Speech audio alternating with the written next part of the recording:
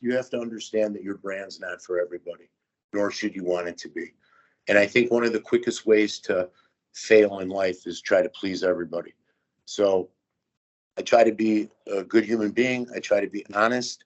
I go to sleep at night. I look myself in the mirror every night. I try to have a high moral compass. But,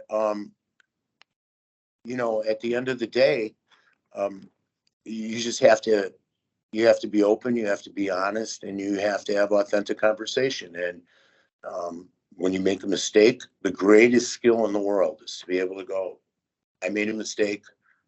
I'm sorry. I'll fix it. I'll do better next time. It won't happen again. Instead of most people try and lie and bullshit their way out of mistakes. And you can't do that. And I think the greatest credibility you have is when you can acknowledge that you made a mistake.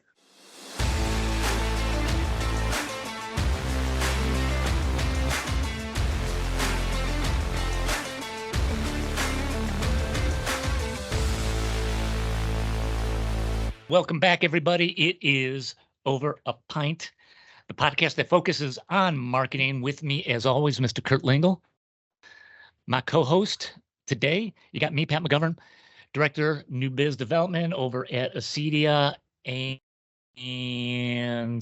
we got a good guest today. We got Mr. Burt Levy on the show.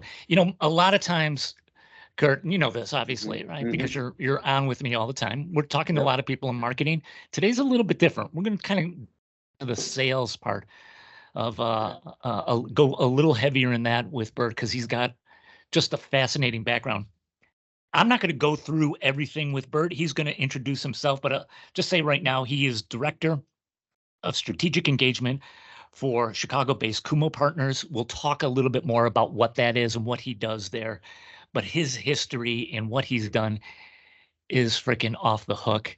Burt Levy, welcome to the podcast. I so much appreciate you guys having me. It's just a joy to be here. And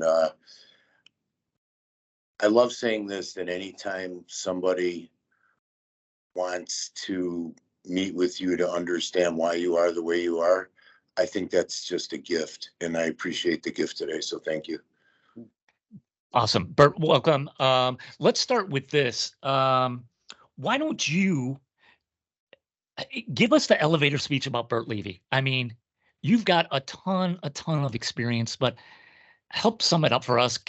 Set the table for the listeners, okay?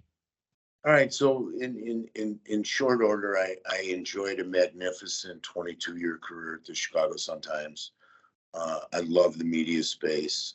I was the director of the entertainment division at the Sun-Times. My biggest portfolio business was motion pictures, so I handled all the Hollywood studio business, Disney, DreamWorks, Warner Brothers, Paramount, every single one of them, plus every theater owner in the market. So you had from your big chains, from Lowe's, General Cinema, Century, to the smaller chains, the neighborhood theaters. Things like that. And then I also had Roger Ebert as a film critic. So that was just like to be able to sit next to him for 10 years, conceptually, not physically, but conceptually, and see. He taught me more about life than he taught me about movies. Taught me an enormous amount about movies. But he was just a guy with such a phenomenal high moral compass, high integrity. Never once in 10 years asked me how much any studio ever spent, because he didn't want to know. He didn't want to know that Warner Brothers spent $2.1 million a year in advertising, because there's going to come a time when he has to tell Warner Brothers their movie sucks. Mm-hmm. And he doesn't want to know any of that. He doesn't want to know anything about the numbers. But I went on to, within the Sun-Times, I was promoted to publisher of North Shore Magazine. It was like a lifestyle magazine, similar like the Hamptons or Beverly Hills. Sure. Goes to a high net worth demo. Was there 2 years, and then we sold the magazine. And at that point, I decided I probably should move out. You could see the onslaught coming in print. You could see the movie ads start to slowly disappear. I still left the category with probably $13-14 million when I took the publisher's job at North Shore, and within a few years it was zero. Oh, Just wow. they moved off paper, and I got into the tech space about 10 years ago, and probably 10 years later than most of my contemporaries. But I also believed, as I still do now, I think there's a place for newspapers, and I've always believed that. But with that comes you can't operate the newspaper like you operated it in 1998 or Right. even 2008. And until publishers and chief operating officers want to look at a different model, um, they're going to have the same problems. And a lot of the problems, well, I'm not going to say the problems are caused, but you've got unions in a lot of these newspapers, especially on the editorial side. And for my vision of how a newspaper could be run relative to content, yes, I still need my writers and I still need editorial, but there's other ways to drive content beyond the writers that work under your roof.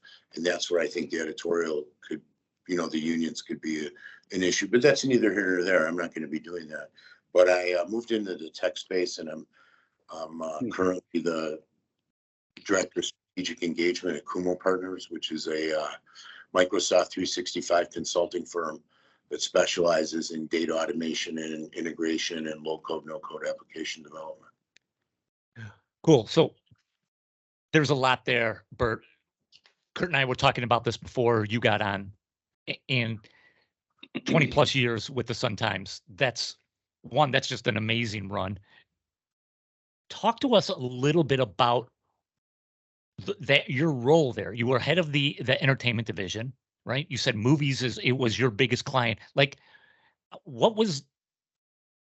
color that world in for us. What was that like? How did you go about sales in that position? And this is kind of a new territory for both Kurt and I, so I'd love to hear about that. Well, the ironic thing is the motion picture category at the Sun Times was the highest share category at the paper. So I had about a 48% share of market, keeping in mind my biggest competitor is the Tribune. Right. Keep in mind that I ran a tab paper 6 days a week and a broadsheet movie section 1 day a week. And they ran a broadsheet 6 days a week and a tab 1 day a week. And I still had a 48% share. What is the difference, Burt? What's the difference? What's a tab and a broadsheet? I'm not exactly sure what that is. Broadsheet's 126 inches a page, and a tab is 70. So a quarter page in my paper is 17 and a half inches. A quarter page in the Tribune is 24 and a half or something like that. Yeah. Okay. A while since I played the share game, but yeah, it's 30. I'm sorry, 31 and a half. So they're getting 31 and a half. I'm getting 21 and a half, and we're running the same, size ad conceptually. But what I did do towards the latter couple of years is I went to management saying that we should go to a broadsheet on Friday and get rid of the tab, because I also knew that the studios had a buying strategy, and that when you're in a big market, if you have a broadsheet and they bought percentage of page. So if you switch to a broadsheet, you should get the percentage of page buy. Now there could be a case where a studio goes, no, I'm not doing that. But when we switched to broadsheet, everybody bought on, and instead of running 17 and a half inch pages, they ran 31 and a half inch pages. We picked up probably 400,000 in revenue in the first quarter we did it. But the interesting thing was you had new owners came in.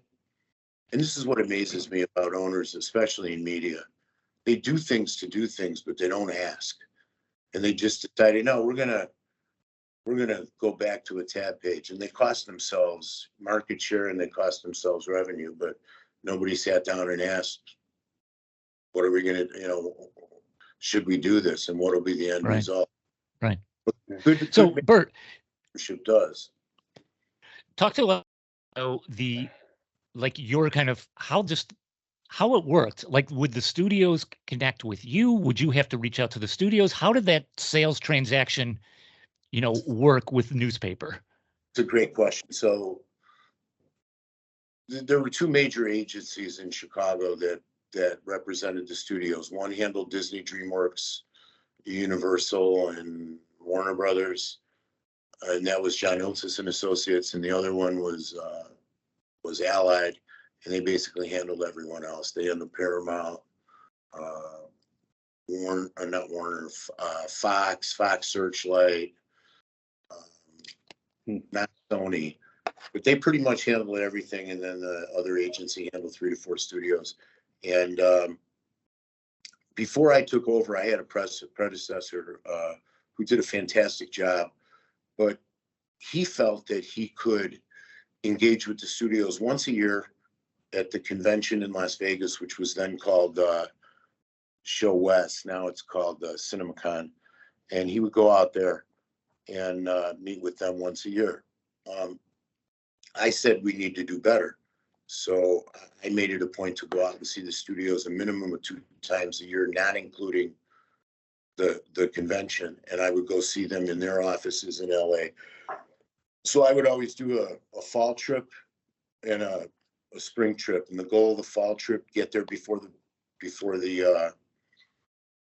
holiday movie season starts, and the spring trip is get there before the summer season starts. And Gotcha. you know, in like anything, relationships are the greatest thing that drives business. And so he had good relationships. I wanted to have better. But you have better relationships by the time you know, it's know, like, and trust.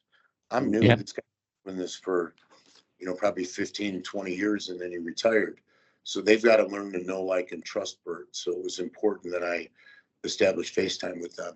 But the interesting thing about the movies was it wasn't only about buying ads. You got to work with some of the greatest marketing minds in the world. You know, at the studio level. I mean, it got to the point, and you guys have probably seen it. It could cost $200 million to make a movie. It could cost $150 million to market it. Right. And Right. it was getting to the point where movies were costing, you know, as much to market a movie as it was to make it. And but the greatest thing about it, at any level of sales, what we did at the paper, movies especially, but in everything else, is you have to create value. You have to create value for yourself. You have to create value by rolling out a tremendous service platform for the studios. And if there's a problem, you need to cover it. And it was really all about creating value. And my biggest thing was I had the Tribune as was my biggest competitor. You got two AA market papers, or a market paper. And they would go around saying, you know, we have over 1 million readers on Sunday, and they would try to sell how many. And I tried to sell who many, if that makes sense. Yep. So in other words, you Yep. can say, well, you should buy an ad in our Sunday paper because our circulation is, you know, over 1 million. Right. Okay, well, I told you that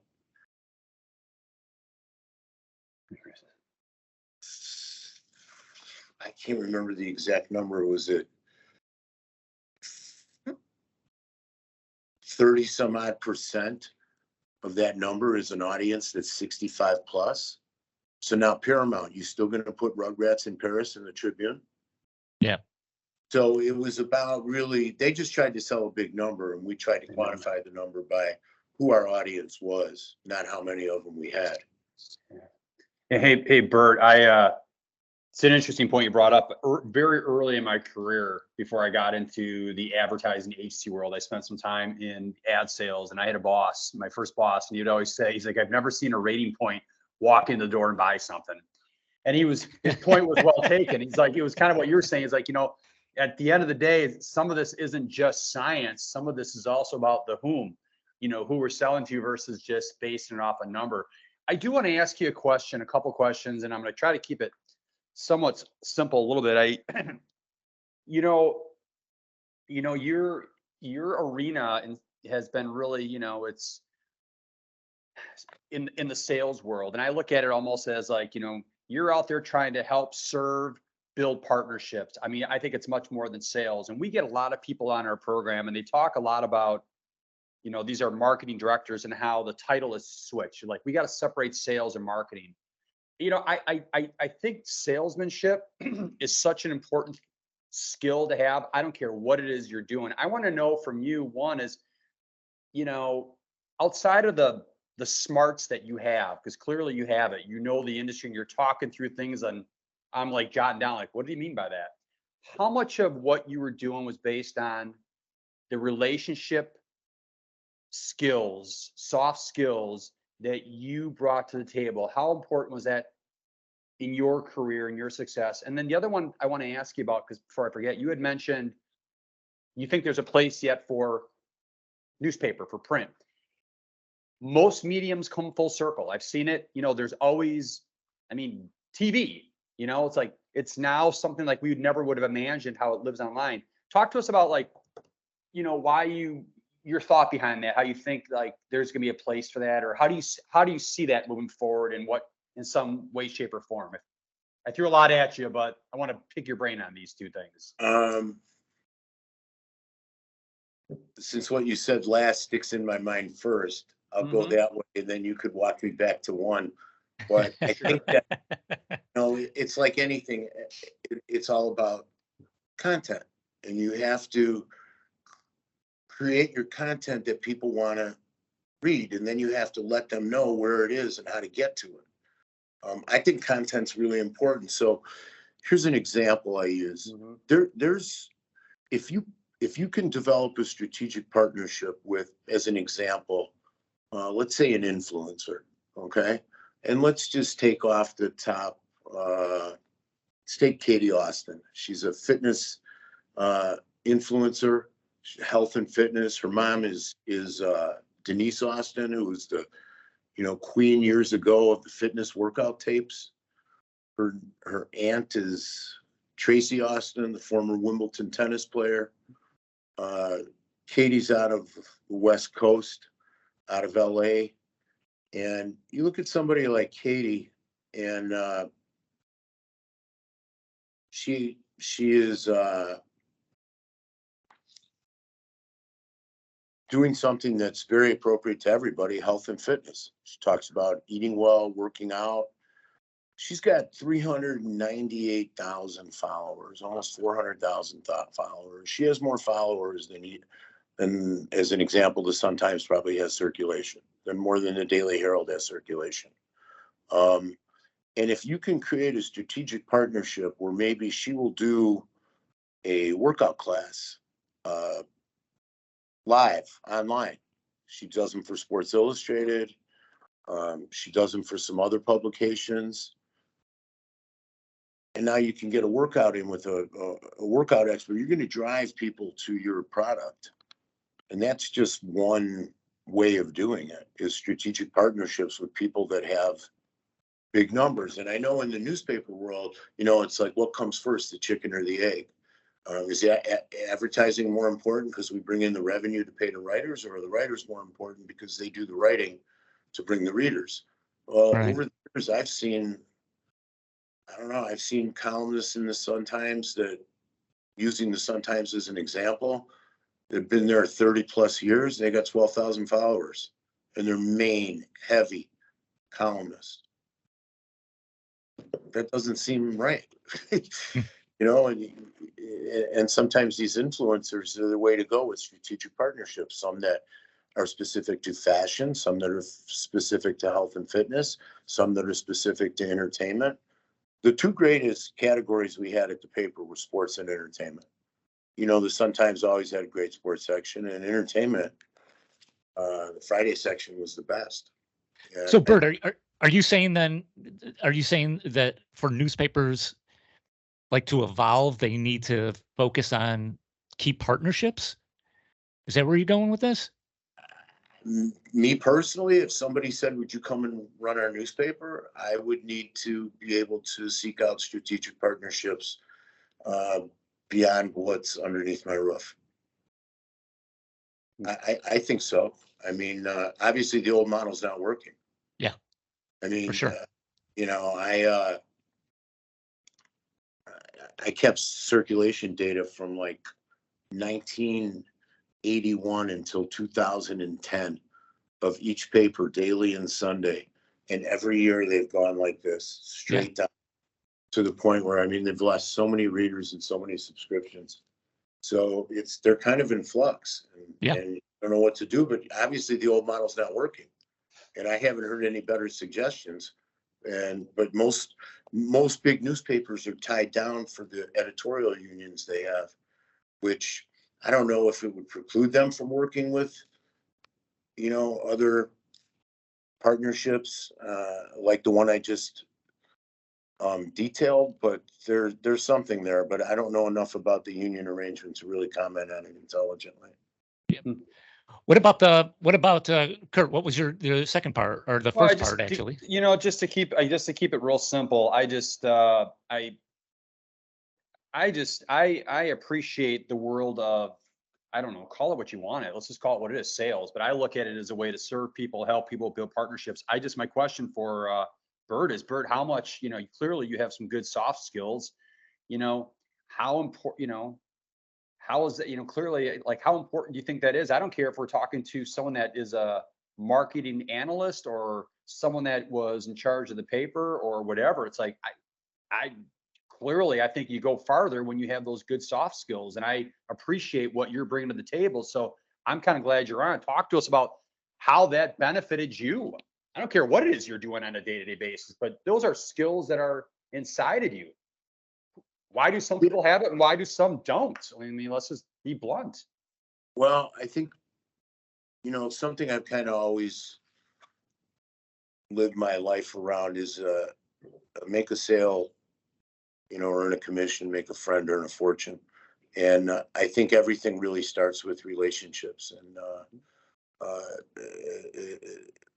just everything starts there. And then when you have relationships and you have know, like, and trust established, you're able to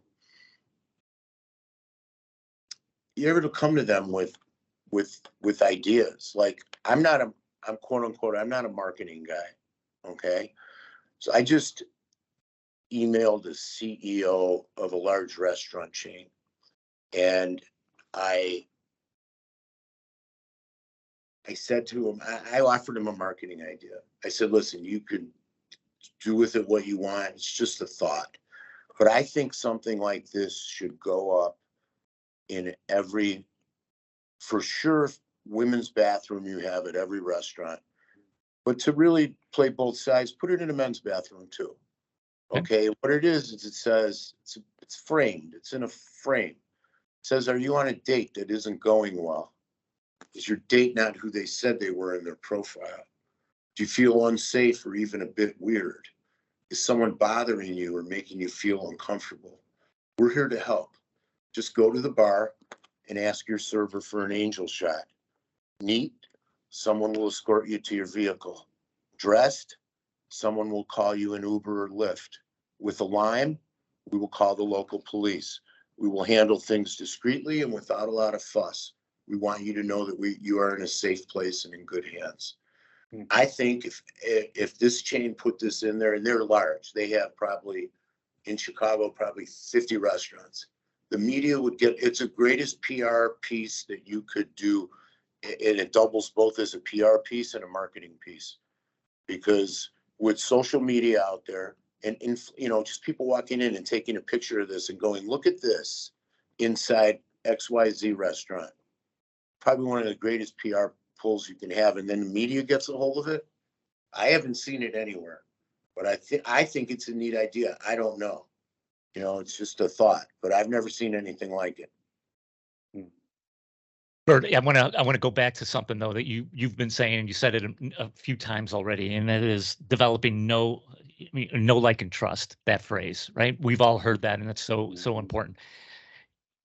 Burt Levy, give us the insight. How do you go about developing that? How do you get someone to know, to like, and to trust you? What's the playbook that you use, that you've used out in your career? Let's put it this way. There are people that love me for exactly what you see, and there's probably people that hate me for the same thing. You're never, the first thing in know, like, and trust, you have to understand that your brand's not for everybody. nor should you want it to be. And I think one of the quickest ways to fail in life is try to please everybody. So I try to be a good human being. I try to be honest. I go to sleep at night. I look myself in the mirror every night. I try to have a high moral compass. But, at the end of the day, you just you have to be open, you have to be honest, and you have to have authentic conversation. And when you make a mistake, the greatest skill in the world is to be able to go, I made a mistake. I'm sorry. I'll fix it. I'll do better next time. It won't happen again. Instead of most people try and lie and bullshit their way out of mistakes. And you can't do that. And I think the greatest credibility you have is when you can acknowledge that you made a mistake. But really, that's it. It's just trying to be authentic, open, honest, and authentic. And, listen, they say sometimes, someone once said to me, you know why that guy doesn't like you? I go, why? It's because your spirit irritates his demons. And, listen, there's a lot of people, out there that are, they're living interesting lives. And I've always tried to make it a point I try to stay away from people that try to belittle your ambitions. Small people will try and do this, but the really great people in life make you feel that you too can become great. And also, I think it's impressive, or not impressive, but you have to you got to surround yourself with people that are good to you, good for you, and good for your soul. And I know this, and I never believed in my gut for many years. I mean, I did, but I didn't. I always believed in you. You could have called me Mr. Benefit of the Doubt. Okay, I always gave everybody the benefit of the doubt. And I learned one thing, pretty much in the last few years. If your gut tells you something's off on somebody, it is, period. Now, does that mean I cut them out of my life? I don't talk to them. I'm mean to them? No, not at all. But I will operate at arm's length. I'll be very, I don't think I'll be referring them into a lot of people. I won't refer them to anybody, because if I can't trust that, I'm not going to connect them with anybody. And then I think for those who say, well, I like to wait. I really want to try and find the good in people. If your gut tells you something's off and you wait to find the good in people, you're going to get burned every time. And so I've just really tried to distance that segment of business. But people that, I found to be good people, doesn't matter what you do. People you thrive by being around good people with good souls, good hearts, good intentions, people that give more than they take in life. When you give more than you take, you get back more than you give all day long. And so my whole platform is really about, yeah, sure. Do I want to go out and bring data automation projects to Kumo Partners? Absolutely. Did I want to bring ad space into the Sun Times? Absolutely. But I also tried to create value. And sometimes by creating value, you introduce people to other people that can help them. And when you create value for yourself, sometimes in a bid situation, you're going to wind up getting business, even though your price is the higher price, because of the value you create and the value you deliver. Yeah, Burt, and Pat too. I just want to touch on, I think you brought up, these are two great points. One is your last point. I love where you're going. We've heard this from other guests on the podcast. Jamar Jones, Pat comes to mind. And Burt, when you were talking about, it's like, gosh darn it, if someone is in your circle that doesn't make you feel good about yourself, or isn't, it's like, get them out of your circle. You know what? It's like, surround yourself with positive souls, people that are going to, make you feel good about yourself, and also, challenge you to do better. I love that. I also think, when I heard you talking about the know, like, and trust, I like that. And you were talking a lot about how that philosophy has benefited you. When again, I think you are so on point. A lesson for brands. It's like all of us can learn by the know, like, and trust. We all are brands. Burt's a brand, Pat's a brand, I'm a brand. But I love it. It's like all of these brands are striving for the same thing. It's like authenticity. You know, it's like own who you are. It doesn't mean we can't fix ourselves. It doesn't mean that there's things about Kurt that, I mean, I need to improve, but it's like own who you are, and that's your lane. And, you know, and then run with it. And I think you're right. It's like people and brands, they try to either be something they're not, try to be too many things to everyone. It just doesn't work. And it comes across as bullshit. And you've got to be authentic as an individual and as a brand. And that's how you start to, I like what you're saying. It's like, that's the key to know, like, and trust. And when you achieve those three things, good things happen. Well, here's something that people need to understand about that little circle you have. It's a lot harder to get them out than it is to get them in. So you want to be careful who you allow into your quote unquote circle or your life. And I think if you're not inspired by the people that you have in your circle, you don't really have a circle. What you have is a cage, and that's not good either. And it takes time. Listen, we all make mistakes with people. I've made many, where I've tried to give too many people the benefit of the doubt, and have always operated should have operated on my gut, but I'm better at that now. Hey, Burt, I can't move on without asking you this question. You brought it up. You said, and this is with regarding Roger Ebert. So for those listening to the show, Roger Ebert was just the brand's still around. I mean, but Roger Ebert was an icon. He was Mr. Movie. He was Pulitzer Prize winner. Pulitzer Prize winner. Just a very engaging dude. I mean, you would just love to listen to him talk, and just a real passion and love for movies. He was an extraordinary guy, just talent wise that way. But you said something, Burt, is like he taught you a lot about life. What did you mean by that? Give me the example. So Roger, I'll tell you the kind of person he is. He taught me about a lot about unconditional giving and going out of your way for people.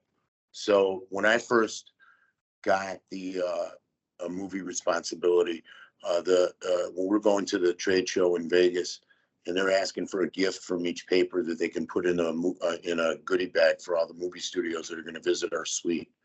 So I looked in the past, and they were giving away a circulation truck on a keychain. It said Chicago Sun-Times on it. And I'm like, why are we doing this? Why wouldn't we do something around Ebert?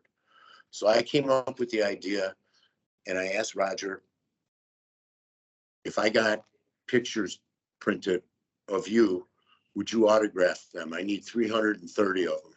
He said, no problem.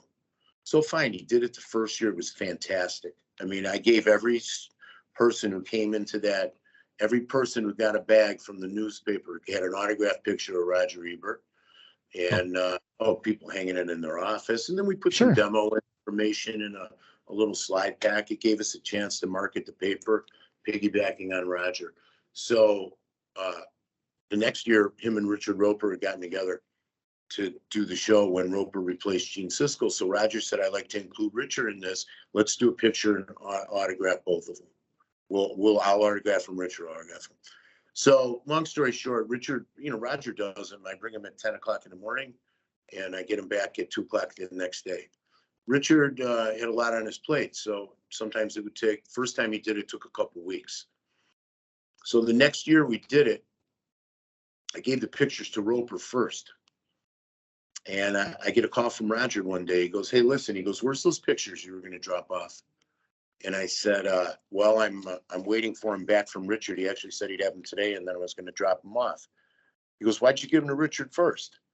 I said, well, he took a little while with them last year, and I wanted to try and avoid that. And I know you're pretty quick. He goes, let me tell you something. He goes, I got a real busy day tomorrow.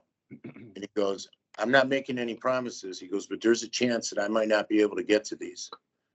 He says, so just get them here. So I took the pictures, I dropped them off. Like any normal day, the next day they called me, 2 o'clock in the afternoon, the pictures are ready. I go to pick them up. I'm driving back to the paper, and I happen to have the radio on, News Radio 78. And they say, this just in. Sun-Times film critic Roger Ebert is out of successful cancer surgery. He had cancer surgery the next day and spent that night signing 330 pictures for me. He never said a word. Wow. That to me, you know, that's and if you want to go more to integrity and character, when AMC opened up the River East theaters in Chicago, you know, the ones by Navy Pure, I tried to come up with a marketing idea to help AMC market the theaters. And my idea was to buy a bunch of Roger Ebert books and sell them at the theater and have Roger there to autograph them. That's all. And Roger said, you know what, got to be honest with you. There's no real conflict, but it's kind of on my beat. And I'm just not comfortable doing that. Now, it's one thing if I said, hey, can you show up at Paramount and sit in their a commissary and sign stuff? Totally not going to do that. But this was a venue that showed movies that he reviewed, and he still wouldn't do it. But he was honest, he was open. He said that's what his issue was. So a guy with very, very high integrity. People used to think that because Disney syndicated his show, for a while Disney syndicated it, or no, it was Tribune, and then they went to Disney, that he gave Disney special passes on movies. And Roger did not hold back. If a movie stunk, it stunk. Yeah. You know, and that's just the way it was. Hey, Burt, let's move on a little bit and talk to us about Kumo Partners. I want to know your role there, how you got involved with Kumo. Let's start with that. Give us a little bit about what that company does. So the company was started by three brilliant young entrepreneurs, probably 31, 32. They met at Proficient in Chicago. They all got jobs out of IU. Two of them knew each other at IU, the third didn't, and they all got jobs at the same Microsoft consulting firm called Proficient. And from the time they were 22 to about 28, 29, they were doing high-level data automations for clients like Lowe's, Toyota, Kaiser Permanente, Disney, Carnival Cruise Lines, and they got really, really good at it. And they're brilliant to begin with. Maybe the three smartest people that I've ever worked with in my life. And when Microsoft launched the Power Platform, which is Power App, Power Automate, and Power BI, that's what allows guys like us to automate our own data should we choose to do so. But on the other end, most guys like us don't know how to do that. And so you have two choices. You could find a partner, hence Kumo Partners, or you can use a do-it-yourself guide that Microsoft will provide you with. That's the equivalent of General Motors giving me a do-it-yourself guide to build an engine. And I'm sure I could follow the instructions and put it together, but I don't think it's going to work real well. And that's kind of how we look at people trying to automate their own data. So they saw a niche in the market for an agency that specializes in all companies, industry agnostic, outside of quote unquote enterprise clients. Now the question is, how do you define enterprise? I don't really know, but I know we have two clients that their annual revenue are in the billions. One's in $6 billion a year, one's in $2 billion a year, and we work with them. But we do, like I said, data automation, integration, low code, no code application development. And my job is really, it's the first position that I've had in my life where I've been able to use every contact I've ever met in life to have an intelligent conversation about how are you navigating your data right now? Are you still using Microsoft spreadsheets? Are you putting paper up on bulletin boards? Are you putting your invoices on clipboards to get them paid? You would be it really is amazing how many companies are 15, 20 years behind as far Totally. as their data. I And believe it. so I based on my relationships and my network, I'm able to bring some interesting conversations to the table. And fortunately, we've forged some really incredible relationships over the last couple of years since I've been here. Um, and that's really kind of the gist of it. And then on top of it, I'll give opinions on, you know, strategic engagements, like are we going to sponsor a trade show or a conference? How does that look like? What does it look like for us? What does it look like for them? Do we want to spend money for the sponsorship? Do we want to maybe trade in-kind time? You know, there's just different conversations to have. So I'll find opportunities and I'll run it by them. And listen, I didn't come here to tell them how to run their company. They were gracious enough to hire a guy who's on the back nine of his career. A lot of people like me are. It's ugly out there, and but they were. I'll just say this: that when I grew up at the Sun Times, I grew up in a culture where we were taught by example how to treat older professionals in an organization, people that came before us, and it was always dignity, respect, admiration. So when when I didn't know something as a 25-year-old, I went to the guys in the middle, 48, 50, finishing up on putting kids through college, raising families. I always get my lesson and I get my answer and I get a lesson in life. And then fast forward the clock 15 years, I'm running the entire department, and all these guys I used to go to as a kid are now working for me, and they're between 60 and 67. So my first thought is, how do I keep these guys as long as possible? Allow them to leave on their own terms. Not, they're over 50, they must be stupid. How do I get my 38-year-old friends in here? That wasn't me. And I treated these guys with the utmost dignity and respect because that was normal. That was supposed to be normal. That's what I learned is normal. And the longer I had them in my department, the better leader I am, because I had resources around me that other people could tap. And so I that's what I grew up. I thought that was normal. And then you get out in the real world and you see that that's not normal. Young corporate America is not a good place right now.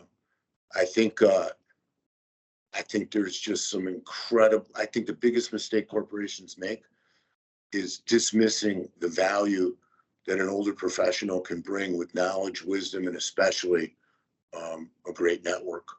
I think it's a huge mistake. Now, on the other side of the coin, as an older professional, you can't go in to a situation now and say, listen, when I was at the Chicago Tribune or at Leo Burnett or at the Sun Times, I was $275,000 a year. That's where we're going to start. No, you got to carve out. They don't want to pay you for what you did. They want to pay you for what you're going to do. So carve out a small upfront, but carve out a big backside and say, pay me for what I do now, not what I did 15 years ago. And that model's worked out.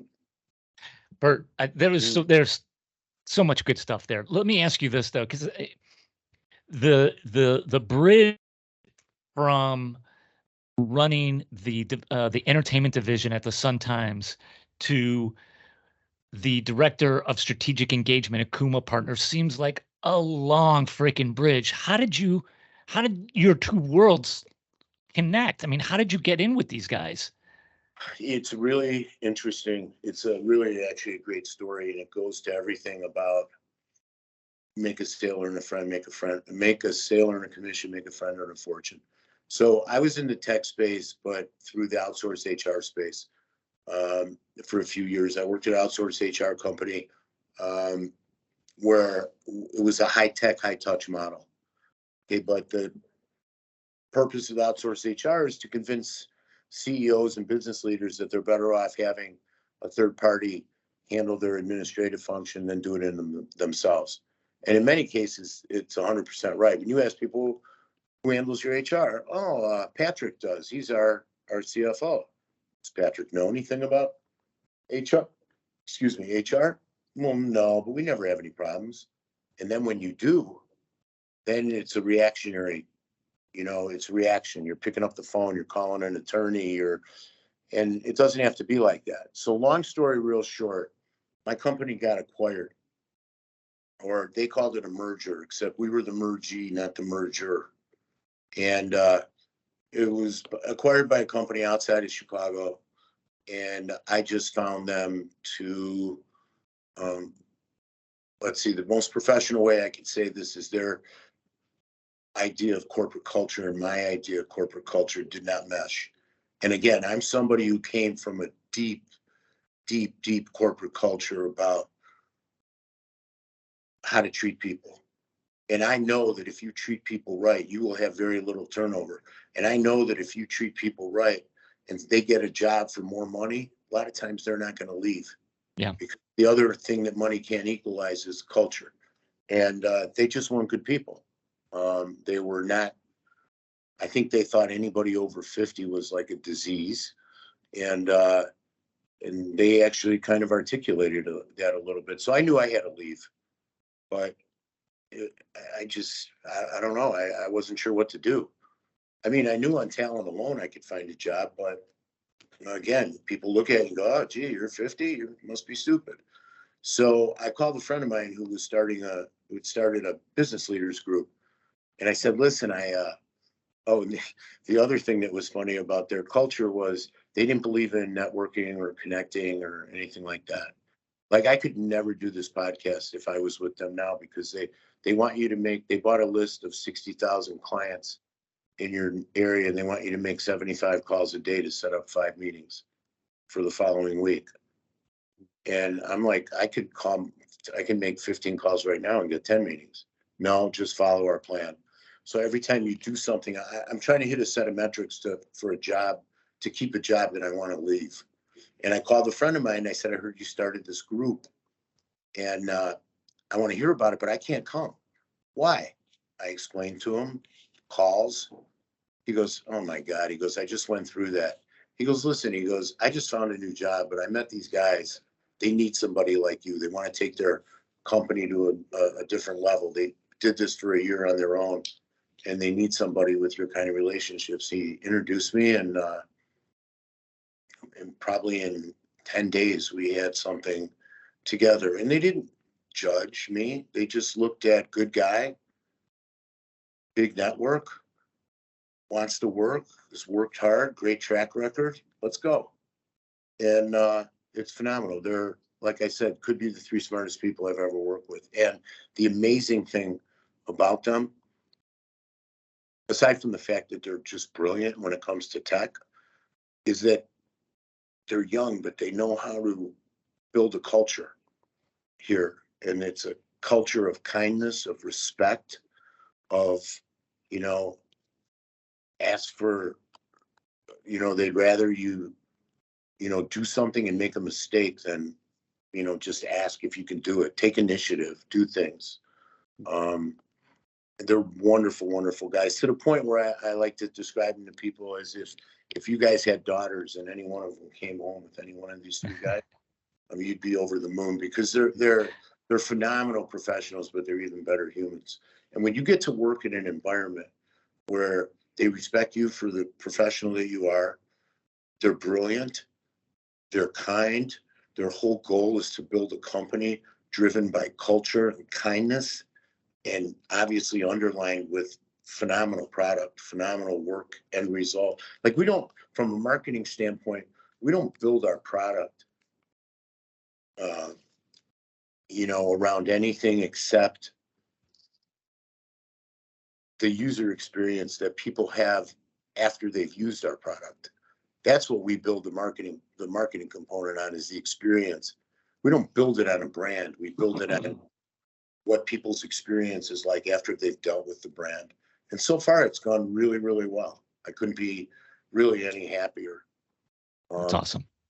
I know that you guys had mentioned a little bit when we talked in the beginning that you kind of wanted to dabble into leadership a little bit. Did you still want to talk about that, or yeah, are we good on time? Yeah. You got a couple more minutes, Bert. Share with us a couple nuggets of wisdom on your take on leadership, and we'll call it there. I think that the great thing about leadership is I think that business is one of the most powerful sources of good in the world if corporate leaders truly had the courage to care for the people that they have the privilege to lead. Many do, many don't. Most leaders were not taught how to inspire or how to care. The way I think you treat an employee profoundly affects their health and the way they go home Yeah. and treat family members. They, when you have a strong culture, not only are work lives enhanced, but personal lives are enhanced. And, a lot of companies have managers, bosses, and supervisors. And what we need is leaders, mentors, and coaches.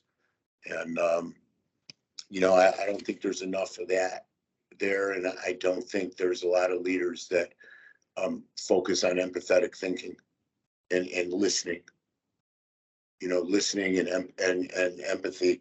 And I think leadership and parenting are a lot alike. You should treat your employees no different than you should treat your children. And that's why every good leader should ask themselves, would I want my children to work for me? And if the answer is no, you've got a problem. But, since you want the same type of leader you want your kids to have. And I think that the interesting thing is if you ask most business leaders what their biggest pain point is, they'll tell you it's the high cost of medical insurance. And the funny thing is that they're probably the cause of it because of the amount of stress they put on their employees for caring about the numbers first. What I tell business leaders, if they ask my opinion, is what no business school in America will tell you. Harvard, Wharton, Northwestern, University of Chicago, they'll tell you your priorities should be your revenue, your customers, and your people. And I say your priorities should be your people, your customers, and your revenue, because if you take care of your people will take care of your customers, and the revenue will follow.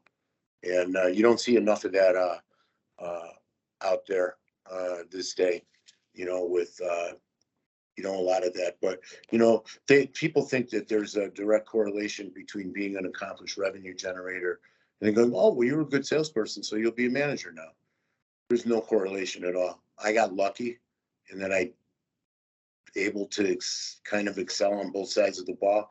But again, I also had incredible role models, and I grew up in a culture that the Sun-Times taught me this is how you do business.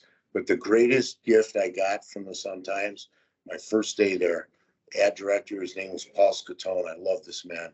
Came up to me and he said, I just want you to understand something. I was 23. He goes, everything you do is built around relationships here. And he goes, if you build the right relationships here and you nurture them, you can utilize them for the rest of your life.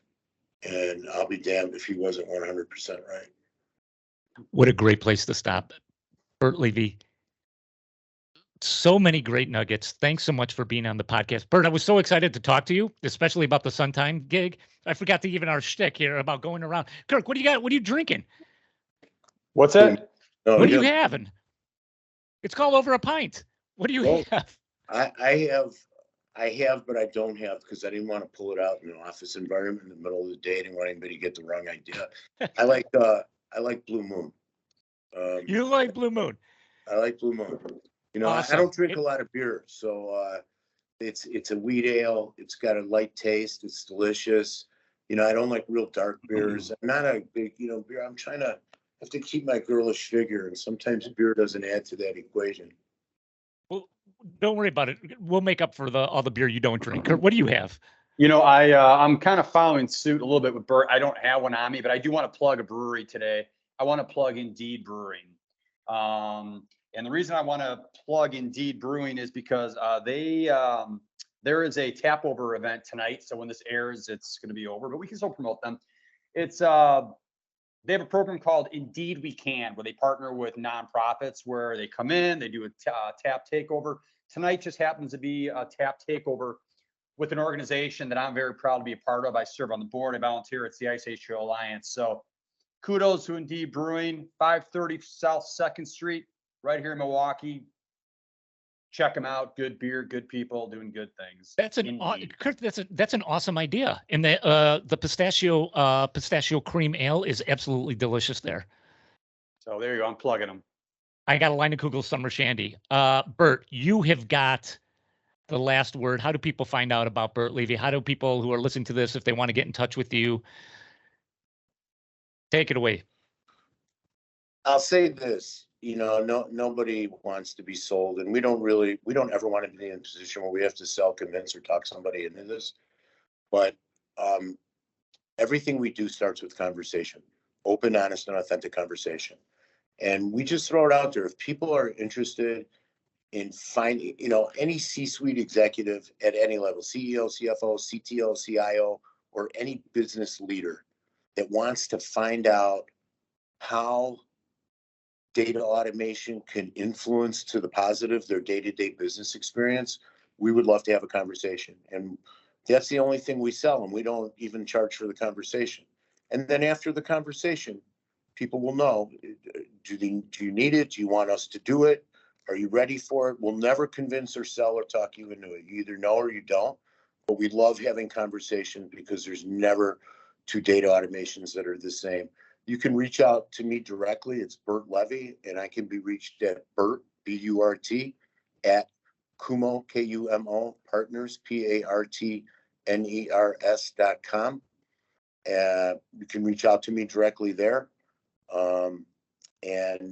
Or you can, email me there. Our website is kumopartners.com, and you can go take a look and see what you like on there. The website's really good. It's really detailed. We got some phenomenal case studies up there that could strike a chord.